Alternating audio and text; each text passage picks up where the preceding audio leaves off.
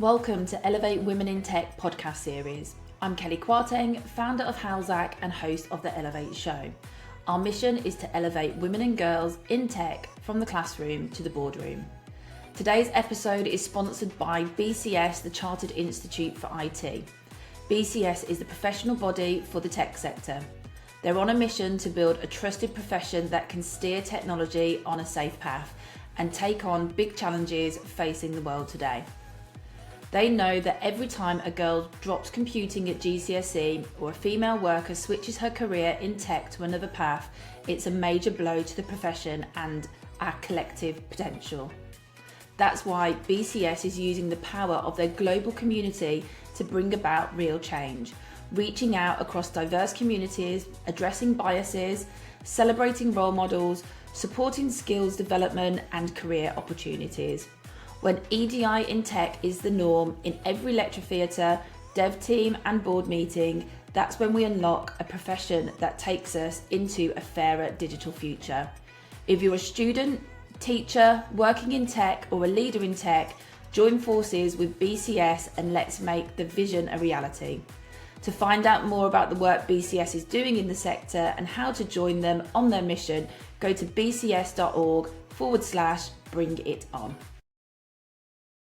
Welcome to another episode of Elevate Women in Tech podcast series.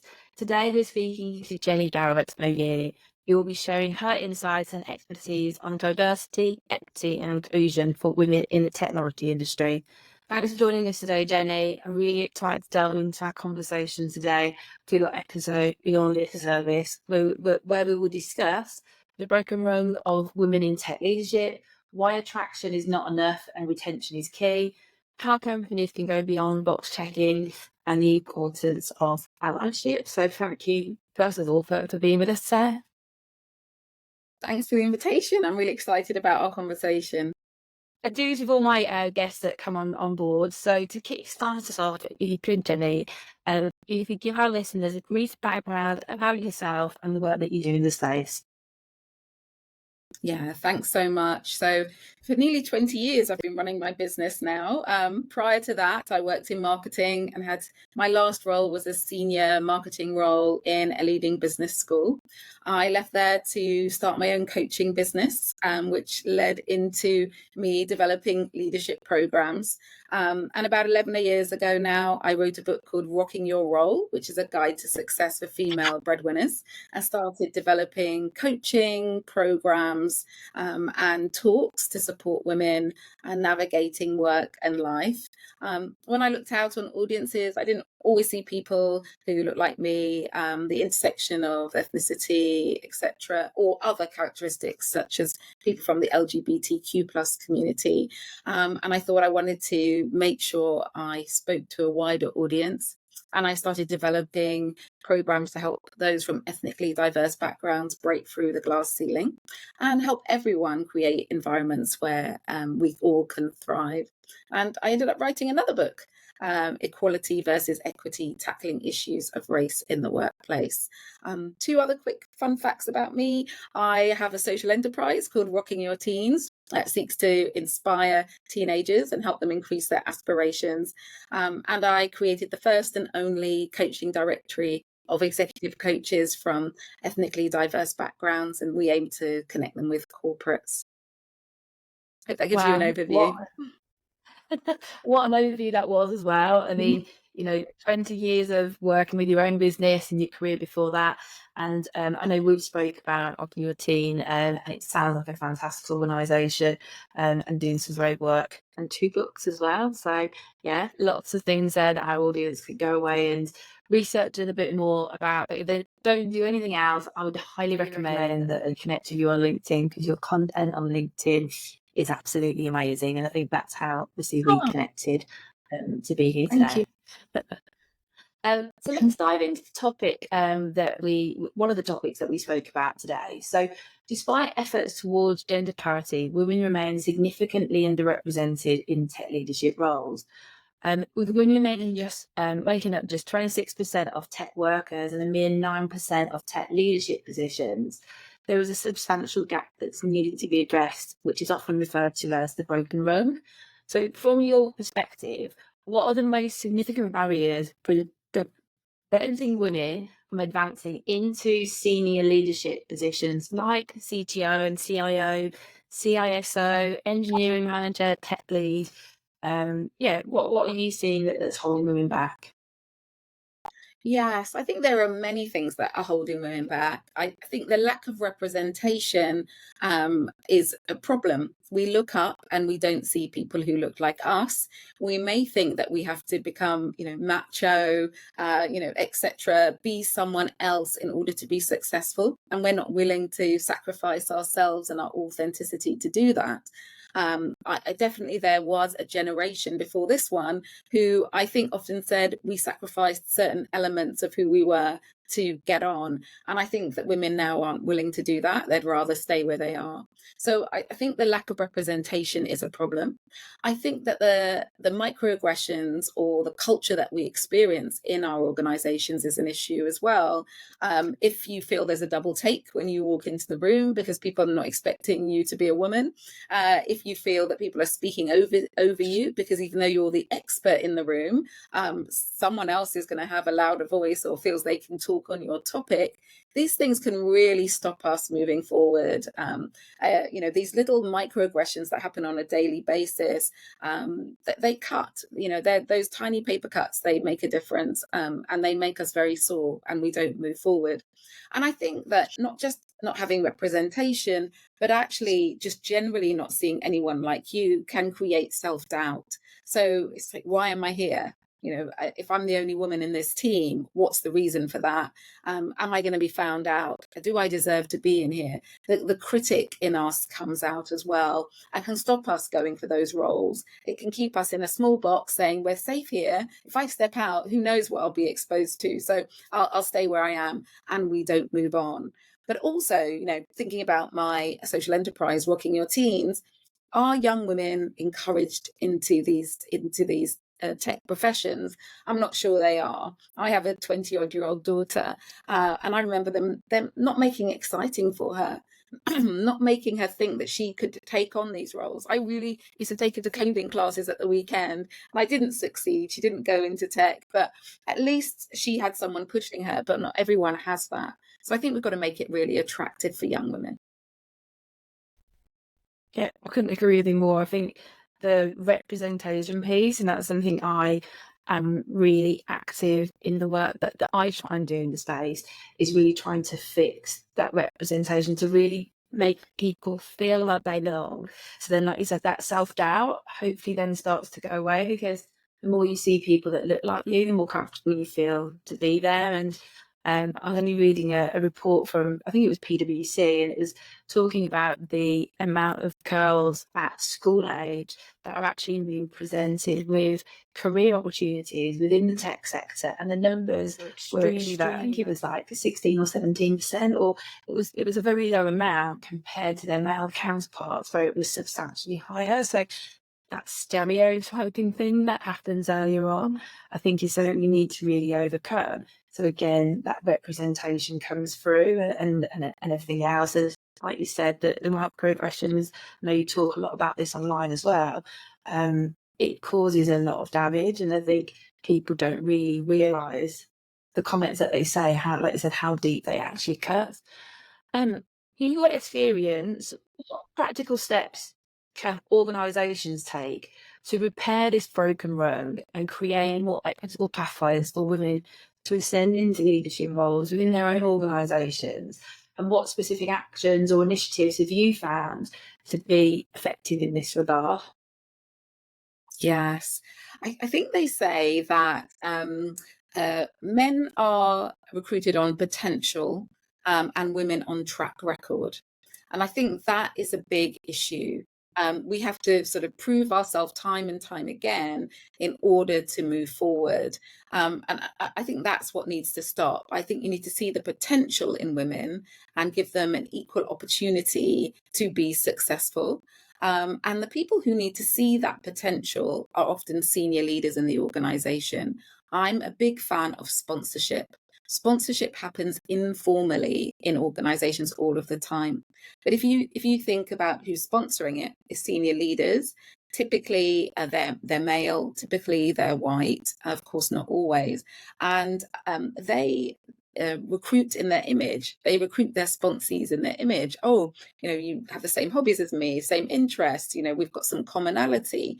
And so women or other minoritized groups don't get that sponsorship. And that sponsorship makes a big difference, because if someone's advocating for you in rooms that you're not in, there's going to be more opportunities coming your way. If more people know about who you are, when it comes to the interview, people are going to say, oh yeah, I know about her. Yes, I've heard about that person from them. Oh, let's give them a chance. But if you seem like, an anomaly, who is this person? What do they do? Etc. You're not going to get those opportunities. So for me, it's sponsorship is a big part of really us being able to jump over that broken rung and be able to be successful. So that's the first thing. But I think there are many other things, because we have to create environments where we appreciate difference. And so often we're creating environments where we're saying, fit in or you're not going to succeed. Be the same as everyone else or you're not going to succeed. And I'm not saying that all women think in the same way, because we don't. But actually, what do your female colleagues bring that perhaps your male counterparts don't? What's the difference in their thinking, in their way of doing their work, in their engagement? How do they help you make sure that you don't miss out a big part of your target audience by not thinking about what they might need? And I think that appreciation of the fact that people can bring something very different and that is helpful, rather than people are bringing something different, let's try and make them assimilate and be the same as everyone else. So that appreciation of difference is something that organizations need to do, because even if you recruit women, if you don't appreciate difference, you're not going to retain them. And that's really important. And I think there still is the discrimination around parenting, thinking that women do all the parenting, that they're going to take time off to have children, and as a result, they're not going to be so focused on their work, etc. And even part-time working not being seen as someone who's ambitious because they're working part-time, which is totally incorrect. So I think, there's some rethinking. My niece recently entered a speech competition, and she said that the schools have not changed how they teach in 100 years, and the world has changed so much. I think a lot of workplace thinking hasn't changed in 100 years, and everything has changed so much. We need to get with the program.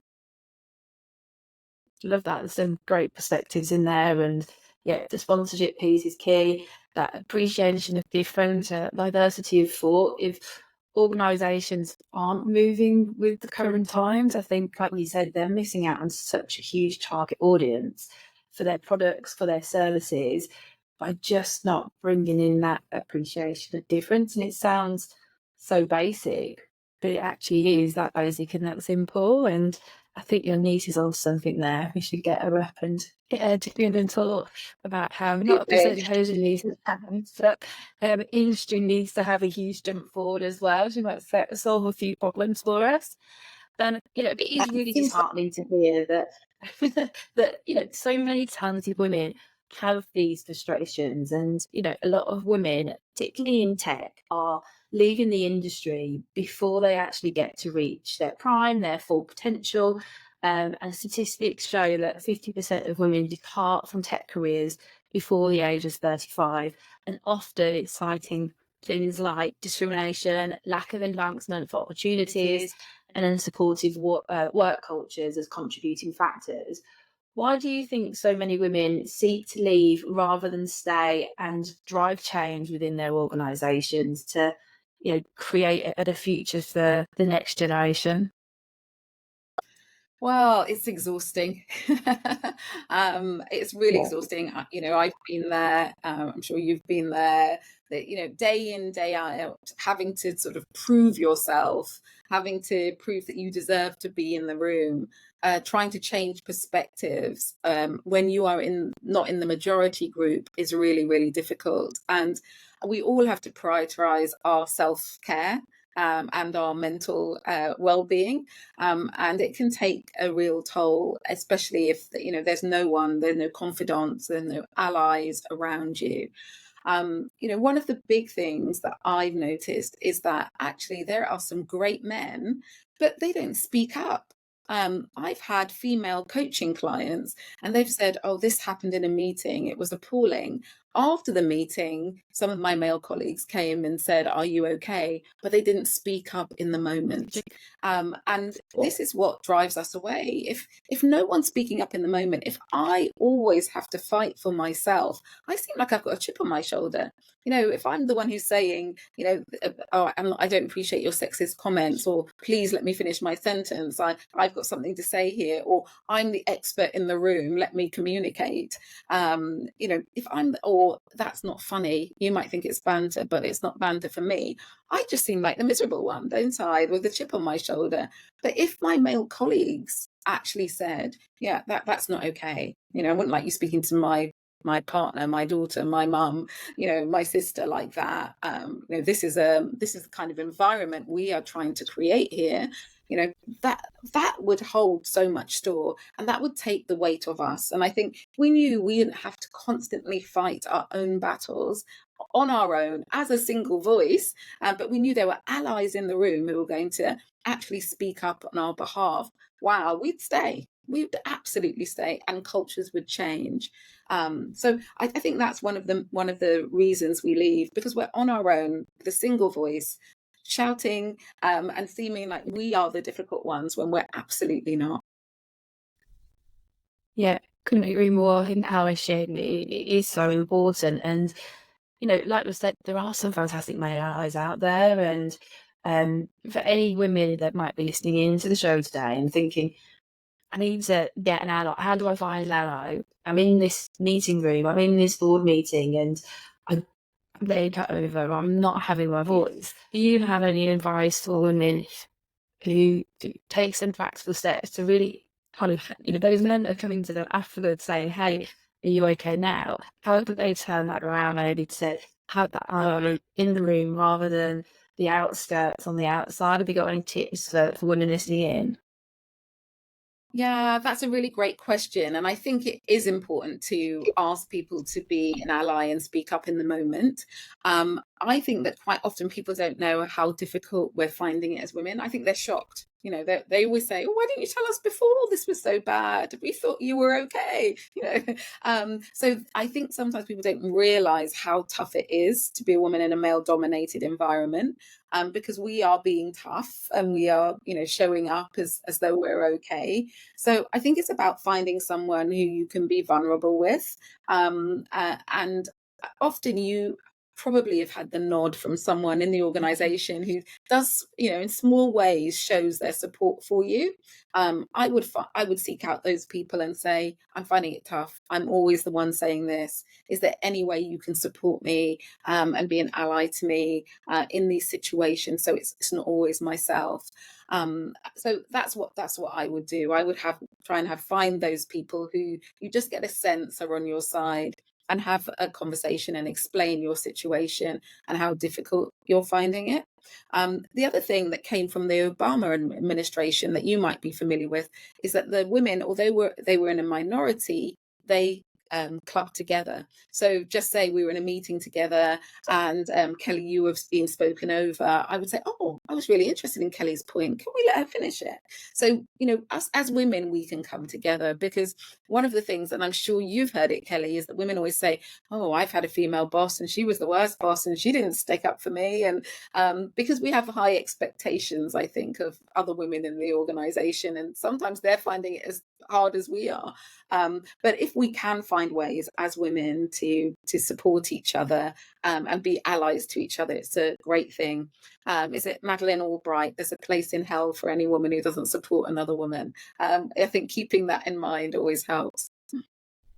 Definitely. I'm a huge advocate for women being aware of the allyship we play to each other on our journeys of taking each other to the top and making sure that we're left behind for those coming behind us as well. So some brilliant advice there, and thank you for sharing those thoughts. Obviously, before that, we just spoke about what organisations can do to why women are looking to leave. If we flip that down to organisations and looking at the retention side of things, because obviously we mentioned a bit before, we can do all the recruitment, we can bring them into organisations, bring them into leadership roles, and try and fix this broken run, but it's not an inclusive environment for them to be in and for them to thrive in, then retaining those women and all those minority groups, it's just not going to happen. They're going to leave because they're not going to feel like they should be there. So what do you think companies can do better to create this inclusive environment, to support and nurture their female employees? And have you seen any standout initiatives from companies that you might have worked with, or particular policies that have really kind of helped improve female retention rates as those women are moving up to first-time management and leadership roles? Yes, I think there's many different ways to look at this. There's something in America they call the John Wall, which is, you walk into an organization and you see lots of photos of all the sort of senior leaders have been in the past, and they all look pretty similar. And that can just say to you, okay, I'm never going to make it here. So I think there's sometimes things about your environment, number one, just like, what does this environment say about who we want to work here? I worked with an automotive a breakdown company recently, and they said they find it really hard to find young women engineers because they have to do some work experience or internship or an apprenticeship in a mechanics office, mechanics garage, that's the place. And they often are not very conducive to women. They often still have pictures of half naked women on the walls, and they're just not great environments, and the young women don't stick it out. So I think the first thing is to check your environment. What is it saying? Is it an inclusive environment where everyone can thrive? Can anyone feel welcome here? Would you be happy if someone in your family was going to be in this environment, or would you not want them to be there? And what would it be telling them? So I think that's one area to consider. What does it actually look like? I think flexibility is really important, and we've seen that. So even if women decide to be, child-free by choice, they often might have caring responsibilities or other Yep. pursuits outside of the workplace. And making sure that flexibility is not a penalty, I think is very important. I think this is important for everyone, but I think it's particularly important for women, because I think if you decide to have children or you have caring responsibilities, I think organizations often think that you're no longer interested in your job, and that's not true. I think you are still committed and interested. It's just that you can't be there 24/7. So that understanding that someone might have a life outside, but that life outside can make them be a better employee, and that part-time, flexible, hybrid, remote, these things shouldn't penalize someone's career, actually. And I think they still do a little bit. We experience proximity bias. If you're not in the office, or if you can't go to the drinks after work where a lot of decisions are being made, yet you get left behind, or seen as someone who's not so ambitious. The other thing is that women get a lot more feedback on their personal style. I think it's in appraisals, women about 60% get feedback on their personal style. You should smile more. Oh, you need to show up differently. You need to not be so aggressive. Whatever it is, we get a lot of that feedback. Apparently, only 1% of men get feedback on their personal style. So the thing that I always like to say is flip it. Would you tell a man to smile more? Would you really? Or, would you tell him not to be so aggressive, or would you see it as passion? If you're going to give that feedback to a woman, make sure you'd give it to a man. And if you wouldn't, don't say it, because we end up contorting ourselves, tying ourselves up in knots, trying to be this perfect person that doesn't exist, because you feel that you have a license to give us feedback on our personal style. It's about, do we do a good job? Yeah, that's what you should be measuring us on. If we're good at our job, if we do it well, if we achieve the outcomes necessary, that's what's important. It shouldn't be whether, those other things that you decide to give us feedback on. So for me, those are a few things that need to be considered. And I also think a good thing would be if people were rotated more between line managers. Because I think you can get stuck with, what I call a barrier boss, a line manager who just doesn't really want you to go anywhere. Either they don't see the potential in you and just think, I'm really happy. They're happy because they're not saying they want to move on because you're keeping your head down and you're just getting on with it. Or they want to keep you there because you're so good and maybe you're doing 3 people's jobs and they'd have to replace you with 3 people if you went. So let's just keep them where they are. And I think that a single boss can stagnate your career. And I think more organizations could rotate managers. Actually, you'll have this manager for 2 years. Let's move you on to that manager. Doesn't matter if you're promoted or not, because someone else will see your potential when another person hasn't. And the last thing is also promoting and recruiting in batches. I think if you just recruit one person at a time, you don't always notice that you're recruiting very similar people. But when there's a batch of 10 people that you're recruiting and they are all male, or they're all have this similar education, or they're all from a particular ethnicity, it really shows up. And that happens whether that's recruitment or whether that's promotion. And it can really help you see something's not going right here. We've got to do something about this. Great advice. Sorry, I'm passionate. I go on. No, that's absolutely fine. And you just reminded me, that's how we actually connected. It was on your Barrier Boss article that came out. And I read that, and I hadn't heard the phrase before, Barrier Boss. And I read it, I was like, oh my gosh, this just resonated with me so much. And yeah, that's why we're here today. But, it is such a crucial thing for companies who are in that fortunate position where they can offer some of these things like hiring batches or promoting batches, that others a reasonable size, and rotating people around to different managers. I think that is such a key thing, because you see it so often how I speak to so many women and they're frustrated in the roles that they're in, and actually they're sitting under barrier bosses, and there could be barrier bosses that are men or women, but because it is such a fantastic job, they're just kept behind. And I think you mentioned something as well that really stood out to me, was being outcome focused. The personal style piece. Yeah, I've heard that. I've been on the end of receiving that sort of feedback, and 100%, I've not posted on their counterparts at the time. But if we're more focused on the outcome, things like the personality style, flexibility, remote work, the proximity bias should just be removed, because actually, can the person do the job, and are we doing it to the ability and the levels that the business wants? And if they're exceeding that and they need flexibility, then so be it. That's just what they need. And there's so many things in there that you shared, and I think there's some great opportunities for any organisations, hiring managers, HR, senior leadership listening in, to take some of that on board and just stop and think about your own teams, your own environments, and try and think about ways that you might want to take some of that on board. So yeah, thank you. And I think you and I could probably speak for days on some of these topics. Yeah.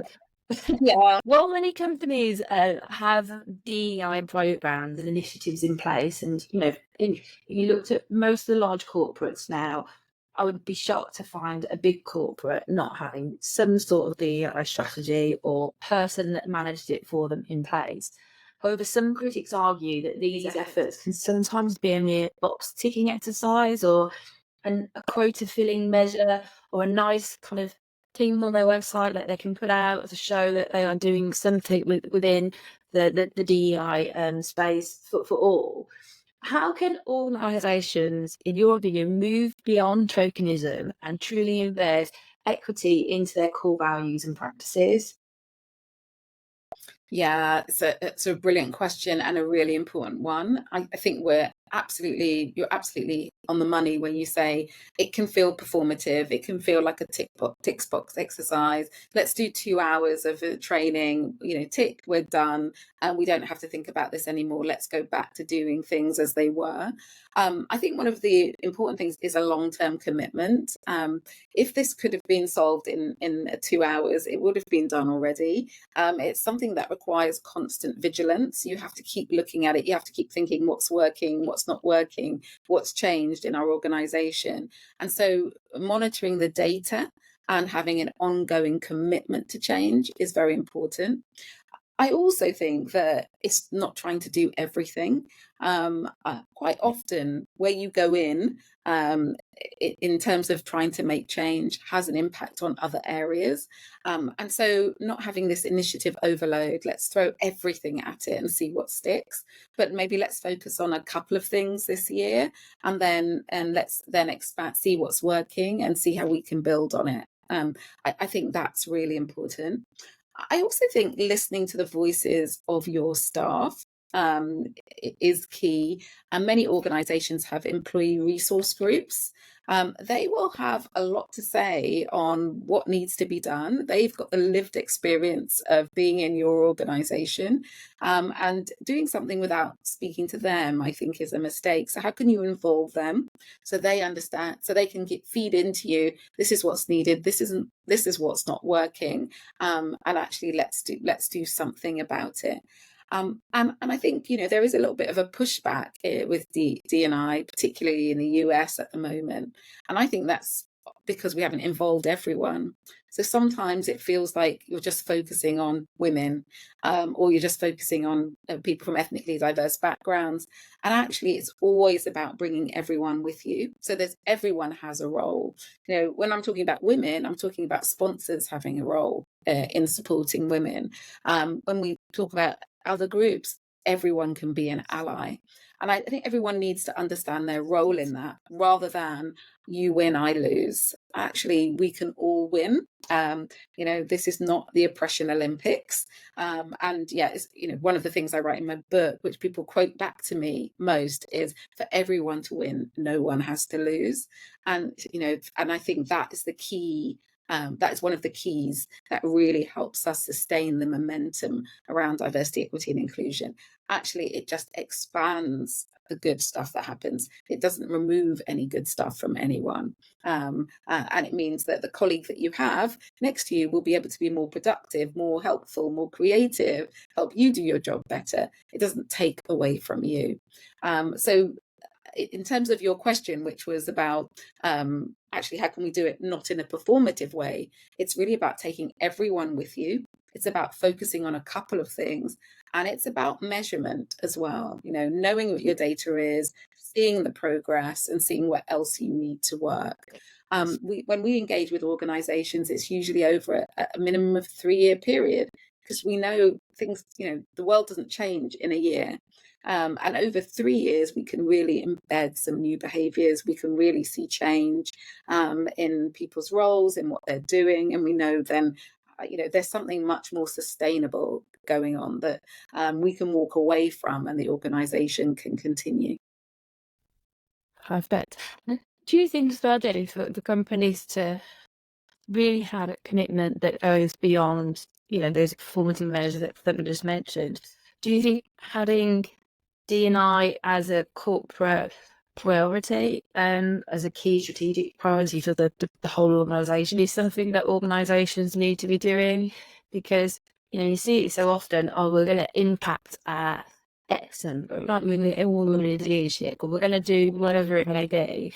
Because it's not at that strategic level, it's like, well, we'll be hitting the next quarter. Tell you what, we'll roll that on to next quarter, or we'll make sure we move it by the end of the year. And it seems sometimes that it can just get pushed on. And like you said, what's the saying? What gets measures gets done. Should organisations really having D&I as, really committed as a corporate priority? Absolutely, it should be up there. The UN has sustainable development goals, and most organisations are committed in some way to those Sustainable Development Goals. One of them is reducing inequalities in the world. When you think about the social value and the social difference that organizations want to make, and I think any large organization has a CSR as well as a DEI area of the business, then actually this all aligns. If you're truly committed to reducing inequalities, creating strong institutions, then actually this has to be in the fabric of everything they do, really considering how do we, if women are not doing okay in society, then you have a problem, we have a problem. And if your organization is contributing to women not doing okay in society, then you should be taking that problem on. For me, organizations actually, in many ways, are more powerful than governments right now. They, people work for them, people are employed by them, people are influenced by business. Business has a lot of power, and I think businesses have the power to change the world positively. And so embedding DEI, embedding sustainable development goals in everything they do, absolutely will make the difference. Perfect. And moving at the conversation on, we spoke a little bit about this already, around allyship.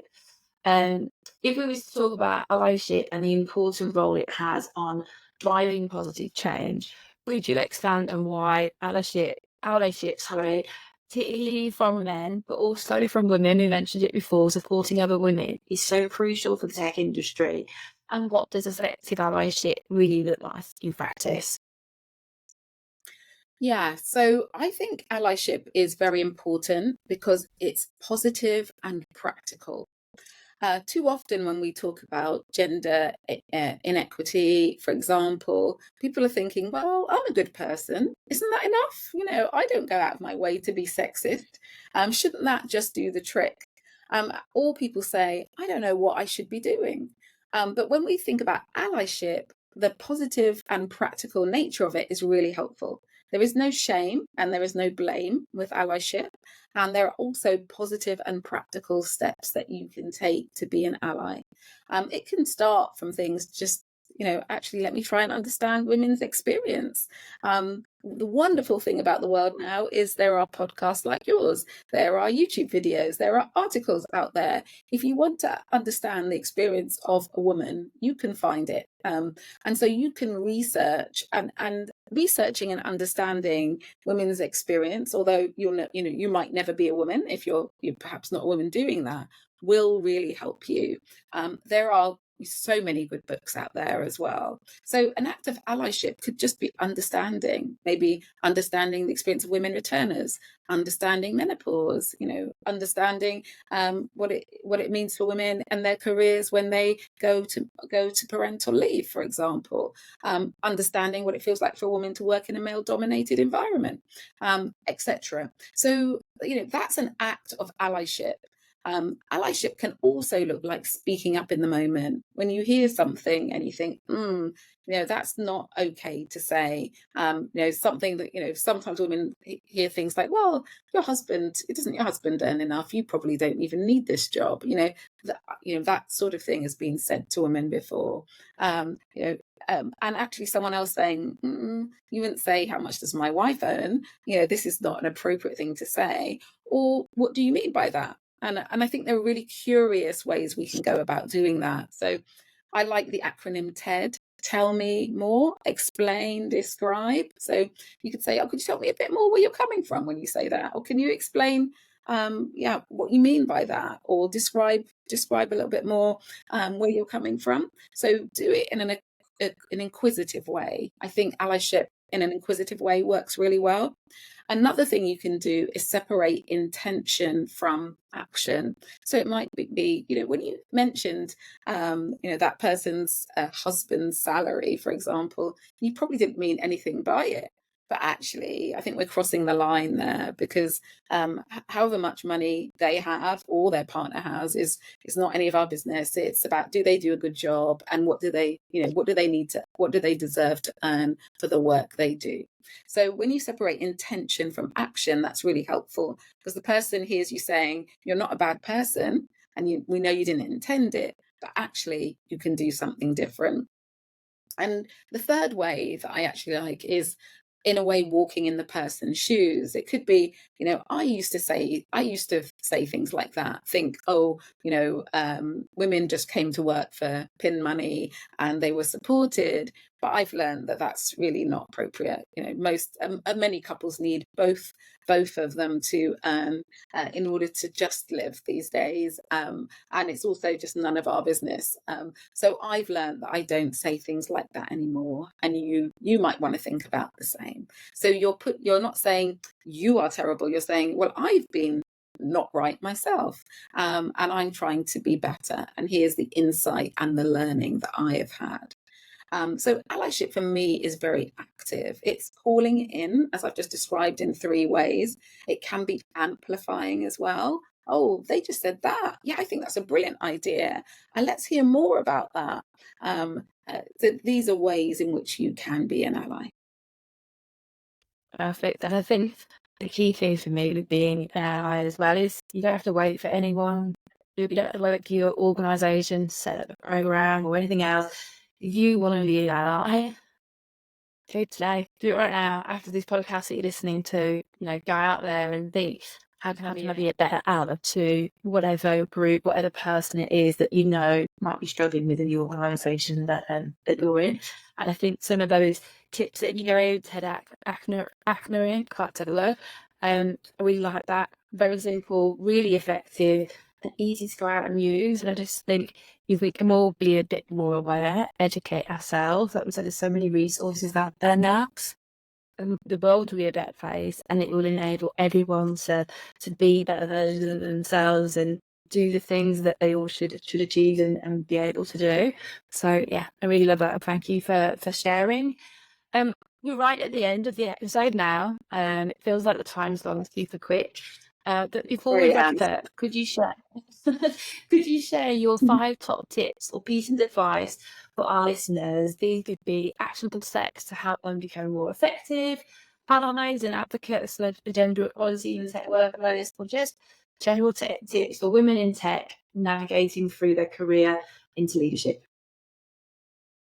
Great. Okay. So I think I'm going to maybe repeat some things I've said, but the first one is definitely the flip it tip, which is actually, if you wouldn't say that to a man, don't say it to a woman. And I think that's a really good way for anyone to just stop in their tracks and think, actually, that probably, I'm not going to give that bit of feedback now because it's not appropriate to do. So the flip it, I think, works really, really well. The second is, in terms of allyship, it is about not waiting. It's not being a passive bystander in situations that happen. True allyship is when you decide to stand up and recognize your own power in a situation and say, I'm going to do something here. In this situation, I'm not in a minority. I have power and I can use my power with humility to support someone else. So it's really that speak up in the moment and don't wait. I think that the third one is, for every woman, get a sponsor. Go in, look at your organization, find senior leaders there that you think might be supportive of you. You can go in first and just ask them to talk about their career journey. Say you're interested in navigating your career in the organization. What did they do to build their career? That's a really nice way to get in. Or another way is, if they're interested in a project in the organization, you become part of that project to show you've got a similar interest and get to know them in that way. Or maybe they're the sponsor of your employee resource group. Find a way to spend time with a senior leader in order for them to sponsor you. Sponsorship is absolutely key. Now, in terms of 2 more tips, I think I'm maybe going to go a bit broader. And the first is, actually, as an organization, think about how you can really stop stereotyping women. Stop limiting them. Stop thinking that women have to be super supportive, that they're not going to be interested if they're part-time, that if they're young women, that they're going to go off and have babies, and that's the most important thing. Let's stop stereotyping and let's actually just think, what do individuals require? True equity is about really thinking, actually, what does this person need to be successful here? It's not about having these universal rules that you just share with everyone, which means those who are minoritized can't be successful. So start taking an equitable lens and taking an individual approach to in order for people to be successful. And my last tip, I'm thinking about what that is. I think my last tip for you, for everyone, is actually to recognize that we are quite similar. And although I said appreciate difference, find connection and similarity. Because when we stop othering other people, when we stop thinking you're a woman, you're like this, or you're whatever, you're like this, when we stop othering people and see ourselves in others, that's when we can move forward. So I think that's my final tip. That's great. And thank you for those 5 tips and all the other advice that you've shared with us today. There's so many great bits. I'm sure people have taken multiple little bits and pieces out of the topic and out of the episode in its entirety. So thank you for the thought-provoking conversation. Really appreciate it, and really appreciate you sharing your expertise with us today and the listeners that we have here at Elevate Women in Tech. So appreciate you coming on board and giving us your time today. Thank you so much. It's been a real pleasure. I've really enjoyed speaking with you, Kelly. No worries. And for everyone that's listening in, please do tune in for Elevate Women in Tech and catch us next time for more empowering conversations, stories and perspectives from women in tech.